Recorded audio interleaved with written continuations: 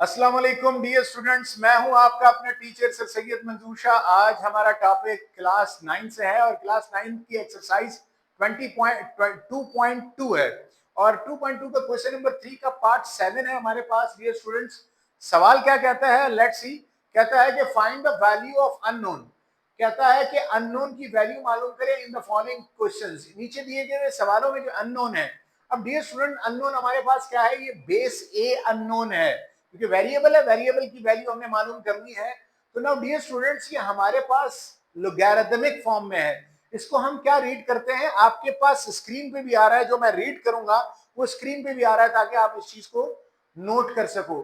इसको किस तरह पढ़ते हैं, log of 1 to the base a is equal to 0। यही चीज आपके पास स्क्रीन पे भी मेंशन थी। नाउ डियर स्टूडेंट्स, इस लोगैरिथमिक फॉर्म से हम सबसे पहले क्या करते हैं, एक्सपोनेंशियल फॉर्म में तब्दील करते हैं। तो डियर स्टूडेंट्स, एक्सपोनेंशियल फॉर्म में जब हम तब्दील करेंगे तो क्या होगा कि लॉग ऑफ, सबसे पहले सोल्यूशन लिख दें, सोल्यूशन लिखा, log of 1 to the base a is equal to 0।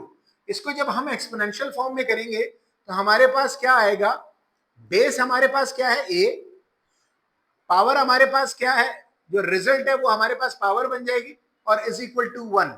Now dear students, ये हमारे पास एक्सपोनेंशियल फॉर्म है। नाउ डियर स्टूडेंट्स, a की पावर 0 इज इक्वल टू 1 आ गया। नाउ डियर स्टूडेंट्स, यही इसका आंसर है। क्या आंसर है हमारे पास, यही इसका आंसर है। नाउ डियर स्टूडेंट्स, हम क्या करेंगे, क्योंकि याद रखिएगा किसी भी बेस के ऊपर अगर पावर 0 आ जाए तो वो क्या होता है, 1 होता है। क्या होता है डियर स्टूडेंट, 1। नाउ इसके अगले पार्ट पर चलते हैं, पार्ट 8 पर। नाउ डियर स्टूडेंट्स, अब इसी सवाल का हमारे पास 8 पार्ट क्या कहता है, log of 55 to the base 55 is equal to y। Now dear students, हमने y की वैल्यू को मालूम करना है। सबसे पहले हम क्या करेंगे, इसको एक्सपोनेंशियल फॉर्म में लेकर जाएंगे। तो सोल्यूशन लिखा डियर स्टूडेंट्स, सोल्यूशन लिखने के बाद अपने सवाल को रिपीट किया, log of 55 to the base 55 is equal to y। Now dear student, exponential form में बेस क्या आ गया, 55 और पावर हमारे पास y आ गई is equal to 55। Now dear students, यहां पर लेफ्ट हैंड साइड पे देखें तो 55 की पावर यहां पर y है, जबकि इस 55 की जो पावर है डियर स्टूडेंट्स वो क्या है, 1, जो कि मैंने रेड से साइन किया।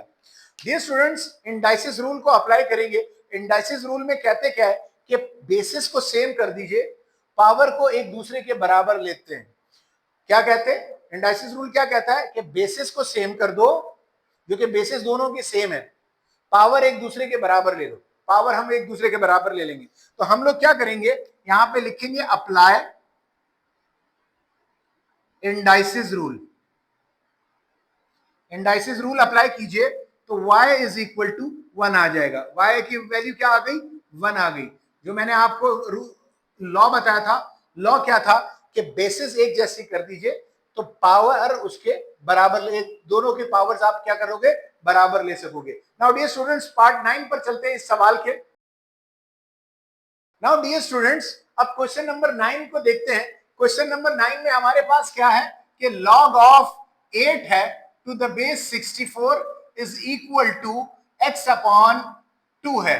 नाउ डियर स्टूडेंट्स, बेस हमारे पास क्या है, 64 है, लॉग 8 का लिया जा रहा है, जबकि आंसर x अपॉन 2 आ रहा है। नाउ डियर स्टूडेंट, सबसे पहले इसको एक्सपोनेंशियल फॉर्म में तब्दील कीजिए। तो एक्सपोनेंशियल फॉर्म में तब्दील करेंगे तो 64 बेस आ गया, पावर x अपॉन 2 आ गया, इज इक्वल टू 8 आ गया एक्सपोनेंशियल फॉर्म में।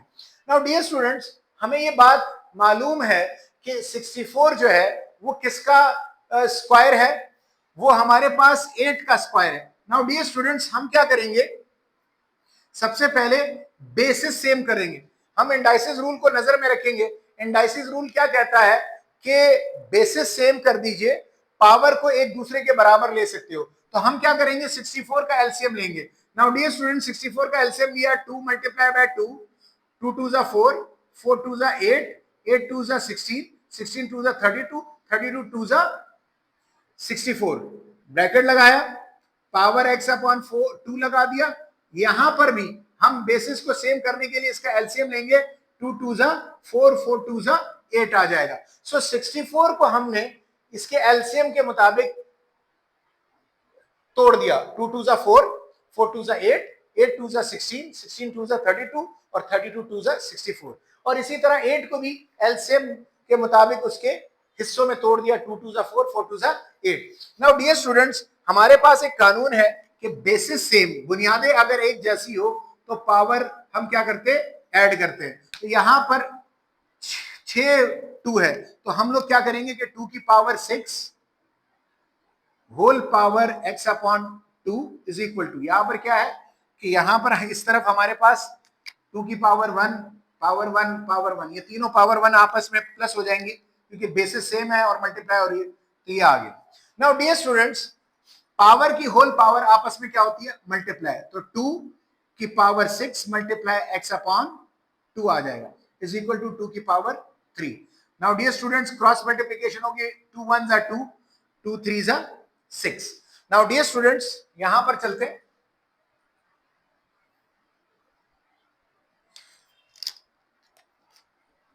टू की पावर 3 साथ में x इज इक्वल टू 2 की power 3। Now dear students, 3x से मल्टीप्लाई हो जाएगा तो 3x, 2 बेस आ गया इज इक्वल टू 2 की पावर 3, 2 की पावर 3 आ गया।